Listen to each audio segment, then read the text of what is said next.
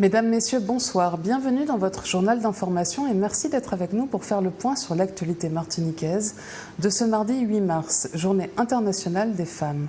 Retrouvez tout de suite les titres de cette édition. À l'occasion de la Journée internationale des femmes, Martinique Pionnière présentait ses actions d'aide à l'entrepreneuriat. Didier Laguerre, le maire de Fort-de-France, ainsi que des partenaires institutionnels et associatifs ont signé la Charte européenne pour l'égalité femmes-hommes dans la vie locale. La Maison de la mère et de l'enfant inaugurait la fresque du hall des urgences pédiatriques et gynécologiques réalisée par Oshi. Commençons donc cette édition au féminin. Martinique Pionnière promeut l'entrepreneuriat et la prise d'initiative des femmes.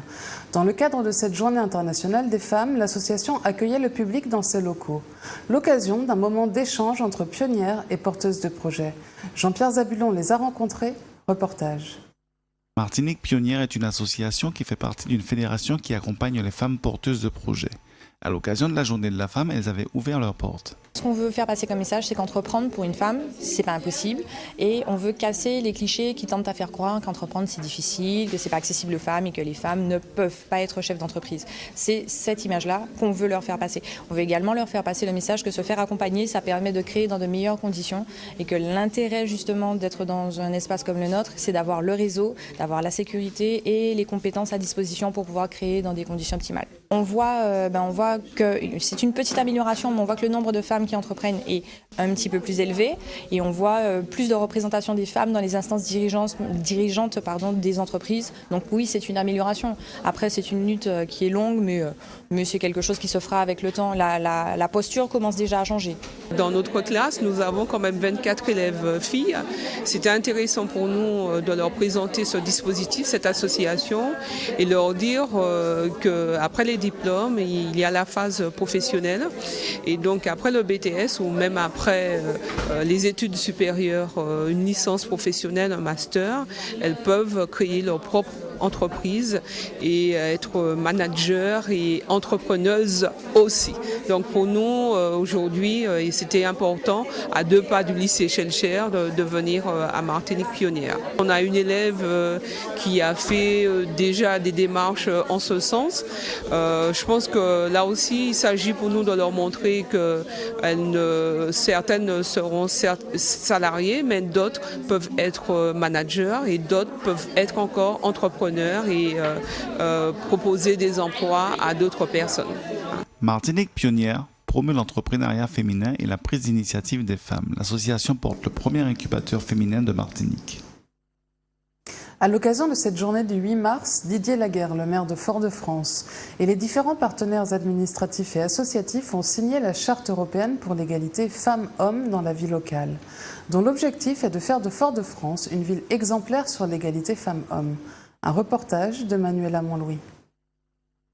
Femme qu'on nomme toute moune, c'est moune. C'est ainsi que peut se résumer l'élan de la ville de Fort-de-France en faveur de l'égalité homme-femme. En effet, ce matin, le maire et des représentants d'associations ont signé la Charte européenne pour l'égalité femmes-hommes dans la vie locale. Didier Laguerre s'est aussi engagé dans un plan d'action ayant pour objectif de lutter pour le droit des femmes. Fort-de-France a un rôle important à jouer dans ce domaine-là parce que je considère qu'il nous faut absolument aller au-delà des combats qui ont déjà été menés, qui ont permis une avancée. Il nous faut poursuivre ce combat et ce travail. La ville a son rôle à jouer. Nous ne pouvons pas considérer que les hommes et les femmes et les hommes sont égaux entre eux et puis au quotidien ne pas lever les obstacles qui gênent cette égalité, que ce soit au niveau familial, que ce soit dans le modèle de représentation, que ce soit dans l'activité professionnelle. Et donc, pour moi, il était important de mener ce combat-là. Pour les associations, cette charte est une action des plus positives, un véritable levier pour améliorer la condition des femmes. L'Union des femmes de Martinique n'a pas fait que signer cette charte, elle y a collaboré en fait à sa construction depuis le début. Quand l'initiative a été lancée, nous sommes portés bien entendu volontaires pour participer à la réflexion parce que cela fait partie de nos objectifs, cela fait partie de ce que nous pensons qu'il faut faire et nous-mêmes à l'UFM, même, il y a une douzaine d'années, nous avions démarché toutes les municipalités, les 2/3 des municipalités de la Martinique pour leur proposer de signer cette charte. Donc nous sommes vraiment très heureuses que cette charte ait été lancée. Les constats sont accablants. Nous savons pertinemment que les femmes ne sont pas consultées dans les prises de décision. La ville de Fort-de-France elle-même, il y a une majorité de femmes dans cette ville qui travaillent et très peu dans les instances, parmi les cadres, dans les instances de décision. Et aussi la population de la Martinique ou la population de Fort-de-France où il y a plus de 40% de femmes dans des foyers monoparentaux paie très durement le fait que les besoins des femmes ne soient pas pris en compte dans les politiques publiques. Donc nous disons que c'est une très bonne chose et nous allons nous engager jusqu'au bout pour que cette charte puisse vivre et qu'elle atteigne les objectifs fixés. L'égalité des femmes et des hommes constitue un droit fondamental qui ne doit pas rester un souhait, mais une réalité quotidienne à laquelle nous devons tous œuvrer. Partons en Guadeloupe maintenant, à Saint-François exactement. Solange Soulez est une femme qui ne baisse pas les bras. Il y a 5 ans, elle monte un commerce de fruits pays sous toutes leurs formes. Son objectif est d'inciter les Guadeloupéens à consommer local.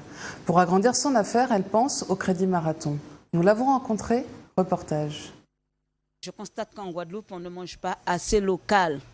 C'est pas normal. Dans un pays tropical, on ne mange pas local. Solange Soulez, Seau pour les intimes, est une femme haute en couleurs. Sa réflexion, comment inciter les Guadeloupéens à consommer les produits pays? Pour cela, elle fabrique et vend des jus, des brochettes et des barquettes de fruits. Je véhicule les produits locaux, j'incite à consommer local, je revalorise les fruits. Dans cette salade de fruits, on y sirène pour toujours rester naturel, on y abricots pour toujours avoir le tempo. On y gouyave, sous pas save. On y papaye, sous pas ni papa. On y mango, on y melon, si pas trop long. On y pastèque pour ne pas te prendre la tête. C'est un contexte familial, local, convivial, original.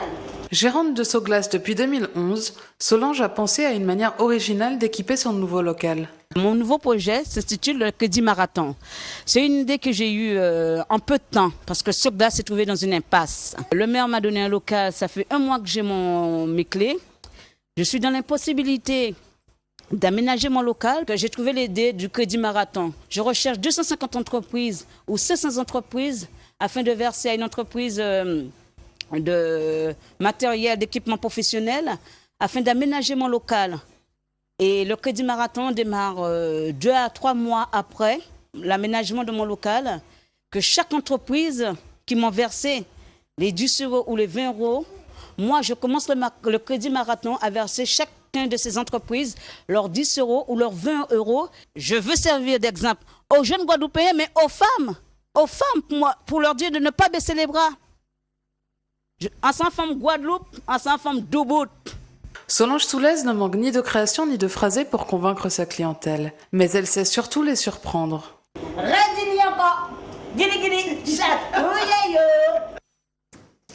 Revenons en Martinique, quartier Bois-Rouge au Lamentin. Nous vous en parlions la semaine dernière, les agriculteurs de la Maison foncière des agriculteurs avaient manifesté leur désaccord concernant l'organisation par la SICA d'un marché agricole sur leur terrain. Ce mardi, les agriculteurs se sont réunis à la direction de l'alimentation, de l'agriculture et des forêts pour essayer de trouver un accord. Walter Pintor y était, reportage. Aujourd'hui, une trentaine d'agriculteurs se sont réunis à la direction de l'alimentation, de l'agriculture et de la forêt à Fort-de-France pour protester contre le blocage des produits de 200 agriculteurs. Un conflit opposant la Maison des agriculteurs de la réforme foncière à la coopérative SICA située à Bois-Rouge au Lamentin. Rudy Travier, présidente de la SICA des maraîchers de Martinique, nous en dit un peu plus. Pourquoi ce rassemblement? Ça fait depuis le 25 février. Je crois qu'on profite de la faiblesse des hommes politiques qui ne sont pas encore peut-être bien en place pour pouvoir faire le massacre qu'on a commencé il y a déjà 3 mois. D'accord? Eh bien, le massacre, monsieur, c'est faire disparaître la SICA des maraîchers de Martinique au profit d'autres. Et je vais le dire grandement, j'en ai pas peur. Je demande, monsieur, là, s'il y a une affaire à faire, concrètement, s'il y a quelqu'un qui est propriétaire de son foncier, comme ils disent, qu'on le règle devant les tribunaux. Si j'ai tort, à ce moment-là, je partirai, monsieur. La SICA va se retirer si vraiment la SICA a tort. Et vous allez voir la maison qui se trouve sur le site. C'est porté la maison des agriculteurs. d'accord?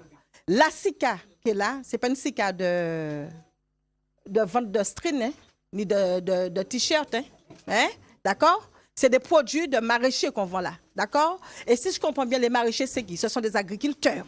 Hein? Alors, il faut qu'on sache qu'est-ce qu'on défend au juste. Est-ce qu'on défend une cause noble ou on défend quelque chose au détriment de qui? Aujourd'hui, ça s'était calmé. On retourne à la charge de 25 décembre parce que j'ai annoncé que je fais un marché. Et ce n'est pas le premier marché qu'on a l'habitude de faire là. On a l'habitude de faire des marchés. On a déjà fait des marchés avec Jour Ouvert, puis RCI, et puis Charlie. Ben, Martinique ne peut pas dire pas jamais venir les marchés là. Ça n'est pas vrai. Alors aujourd'hui, on a décidé de faire un marché avec la filière pêche. Et les gens se sont sentis, ils se sont provoqués. Ça veut dire quoi? Provoquer. Alors, on envoie 5 petits agriculteurs venir faire n'importe quoi et la moitié agriculteurs. Puis entre eux, ils font un autre métier. Hein? Et ceux qui sont agriculteurs à 100%, ils sont au détriment de qui là? On veut les étouffer. Alors, et puis ils disent aux gens, vous n'avez qu'à aller livrer ailleurs parce que les produits vont, de toutes les manières, vont se gâter. Ça veut dire quoi? C'est fermé, il y a une volonté de fermeture, puis ça sort dans leur bouche. Eux-mêmes, ils se contredisent. Ils se contredisent. Il y a une volonté de fermer là, et la faire sortir là immédiatement. Ça veut dire quoi? Alors ça appartient à qui? Alors il n'y a pas d'ordre dans ce pays. Je constate qu'il n'y a pas d'ordre. Personne ne veut se mêler. On a un dossier, la justice même est au ralenti. Ça veut dire quoi ça? Il faut que ça s'arrête. Il faut que là soit débloqué, je vous dis, aujourd'hui même. Il faut que les autorités prennent leurs responsabilités. Ça en est assez maintenant. Une réunion s'est tenue en fin de matinée entre les différents partis en espérant trouver une solution à ce conflit. À Schœlcher, maintenant, la bibliothèque de l'Université des Antilles était fermée ce mardi. En effet, d'importantes archives de l'ancien conseil régional encombreraient les locaux et ne permettraient pas d'assurer la sécurité des étudiants, notamment face au risque d'incendie. Une fermeture qui perturbe fortement la vie étudiante. Un reportage de Jean-Pierre Zabulon. La présidente de l'Université des Antilles, Corinne Mancé-Caster, a pris un arrêté pour la fermeture de la bibliothèque universitaire jusqu'à nouvel ordre. Ceci serait dû à la présence d'archives du Conseil régional et la Principauté de Monaco dans les sous-sols. Il n'y a pas de mesure de sécurité, il n'y a pas de détecteur puisque c'est censé être vide. Ce n'est pas censé accueillir ni des archives. Donc à ce jour, les étudiants ne peuvent pas accéder à la bibliothèque puisque ça représente un danger. Et nous, on voulait manifester. Alors, ce n'est pas une grève, c'est bien une manifestation pour montrer que les étudiants ont besoin de cette bibliothèque, surtout qu'on arrive en période d'examen et qu'en ce moment, on est en période de partiel. Le danger, c'est que ça peut prendre feu et qu'on ne sache pas que c'est pris feu en dessous puisqu'il n'y a pas de détecteur de fumée, il n'y a pas de caméra, il n'y a rien qui peut détecter de la fumée qui peut s'émaner. Donc ça peut créer un affaiblissement du sol et voilà, le désastre arrive au mauvais moment. Nous avons fait la visite de ces archives dans le sous-sol de la bibliothèque universitaire et nous avons été fort étonnés de la situation qui est plus alarmante qu'on le pensait puisqu'il s'agit vraiment d'archives qui ne devraient pas être là. D'ailleurs, rien ne devrait être dans ces sous-sols. Alors, la décision qui a été prise, c'est effectivement de rassembler une commission de sécurité dans les plus brefs délais, c'est-à-dire de façon urgente, très urgente même, et de plus de rassembler tous les moyens possibles pour le retrait total de ces archives. Et d'ailleurs, les étudiants seront très attentifs à cela et les étudiants surveilleront si le retrait de ces archives soit fait dans les plus brefs délais en sachant que les examens approchent, que les partiels ont commencé. Alors les réponses qu'on a eues de l'université, on les remercie, la présidente de l'université et monsieur le vice-président Paul, c'est qu'ils mettront quand même à disposition des étudiants les emprunts des livres et la disposition de salles. Les étudiants menacent de demander le report des examens s'ils n'obtenaient pas la réouverture très prochainement de leur bibliothèque. Parlons santé et culture à présent. La Maison de la Mère et de l'Enfant inaugurait ce mardi matin la nouvelle fresque du hall des urgences pédiatriques et gynécologiques. Une fresque réalisée par l'artiste Oshi. Priscilla Hippolyte a suivi l'inauguration. Reportage. L'inauguration de la fresque murale réalisée par Oshi a eu lieu ce mardi 8 mars dans le hall des urgences pédiatriques et gynécologiques de la MFME. Le concept étant de mettre en lumière des valeurs sociales, familiales et ethniques à travers une fresque de taille. Les urgences, c'est d'abord, et la MFME en général, c'est d'abord pour soigner, mais ça reste un lieu de vie. Et on doit tout mettre en œuvre pour que ce lieu, qui est souvent un lieu, c'est difficile de venir aux urgences, on y vient dans des circonstances qui sont souvent compliquées, voire dramatiques. Et bien pour nous, le but du jeu, c'est d'amener de la vie, d'amener de la couleur, d'amener du talent, d'amener un peu de chaleur dans des endroits pour lesquels ça n'est pas forcément la vocation. Alors ça, c'est un travail que les équipes de la MFME ont fait avec le Rotary Club, et je crois qu'on les remerciera jamais assez, parce que sans leur aide, eh bien, tout ce que vous voyez aujourd'hui, là, tout ça, vraisemblablement, n'existerait pas. Un appel à dons pour la peinture a été organisé par le Rotary Club de Schœlcher. Fabrice Valère nous en dit plus. Alors on a monté des actions pour collecter des fonds pour pouvoir réaliser la fresque. Donc il y a eu une action qui s'appelle le bingo, donc qui a permis de collecter des fonds directement. Puis on est parti aussi à la recherche de partenaires financiers pour nous aider à boucler le budget. On a une tendance naturelle à vouloir réaliser des actions pour la petite enfance et la jeunesse. Et donc on travaille depuis un moment avec la MFME. Ils nous ont parlé de ce hall qui était un peu triste, et d'un commun accord, on a décidé que réaliser une fresque pourrait être une très bonne chose pour ne serait-ce qu'un tout petit peu détendre les patients qui arrivent, la famille surtout. Nous avons rencontré Oshi, l'artiste street art. Il nous présente son œuvre. Alors l'idée de ces dessins m'est venue tout naturellement, puisque les œuvres qui sont derrière nous reflètent le pays, les gens du pays, les gens qui viennent justement à la MFME, les gens qui fréquentent la MFME, que ce soit les infirmiers, les infirmières ou même ceux qui viennent se soigner. Et ce sont des gens qui nous représentent en tant que Martiniquais avant tout. Et puis j'ai rajouté beaucoup de couleurs justement pour étendre en fait cette œuvre, de manière à ce que ce soit plus chaleureux, plus caribéen, et qu'on dépasse les couleurs de base, quoi. Voilà. Je souhaite que justement que le travail qui a déjà été fait soit une continuité justement dans l'hôpital, et puis pourquoi pas ailleurs, quoi. De toute façon, tant qu'il y a des murs, tant qu'il y a de la couleur, moi ça me convient. Achevée depuis février 2016, nous pouvons dorénavant admirer cette fresque riche en couleurs et en amour. Partons à Sainte-Marie maintenant. Vous connaissez peut-être déjà ce phénomène naturel qui relie chaque année, entre janvier et mai, Sainte-Marie et un petit îlet situé face à la commune. En effet, à cette période, un bras de terre se forme à certaines heures de la journée. Il permet aux visiteurs de se balader sur l'îlet protégé. William Zali y a rencontré quelques visiteurs. Reportage. Tombolo est une des curiosités à voir à Sainte-Marie sur la côte nord-atlantique. Il s'agit d'une petite langue de sable d'une centaine de mètres qui relie la plage à l'îlet Sainte-Marie. Le mot tombolo vient en fait de l'italien langue dans laquelle il désigne une flèche de sable. La particularité de cette étendue sableuse est qu'elle varie selon les jours et les saisons pour même quasiment disparaître pendant près de 6 mois entre juin et décembre. À la saison sèche, entre janvier et mai, alors que les courants changent, le sable s'accumule et le gué apparaît de nouveau, permettant ainsi de rallier l'île à pied sec. Tombolo, voilà, où c'est très agréable pour monter, il y a de quoi pique-niquer, on a une très très belle vue. On a passé un très très bon moment. Et on a eu de la chance aujourd'hui qu'on a pu traverser, on est venu un petit peu à l'aventure, on ne savait pas si on aurait pu, et on a eu cette chance-là de pouvoir passer. J'ai eu l'occasion de faire la traversée une fois, à l'époque c'était pas du tout aménagé, c'est pourquoi j'ai envie de refaire cette traversée. Pantalon retroussé pour mieux entamer cette traversée avec l'eau qui nous arrivait à hauteur des chevilles. Finalement l'eau n'est pas si haute que ça, c'est vraiment pas effrayant. Il n'y a vraiment rien à craindre, c'est agréable. L'eau est douce, la température est douce, vraiment, c'était un plaisir. Non, j'ai l'habitude de traverser. C'était pas dur. Maintenant, là, je viens de laisser là, j'ai déjà traversé. Je suis actuellement sur le Tombolo, tout en haut. Et j'ai grimpé par les jolies marches qu'ils ont installées, parce que moi j'ai connu ça sans marche, il fallait grimper, ça glissait un peu sur le sable. Et là c'est vraiment appréciable aujourd'hui de voir tout cet aménagement. et ça reste toujours aussi magnifique. Moi, ça fait 21 ans que je suis là et vraiment, je prends toujours un plaisir réel de parcourir à nouveau ici et ailleurs en Martinique. Le tombolo se construit et se défait au rythme des saisons.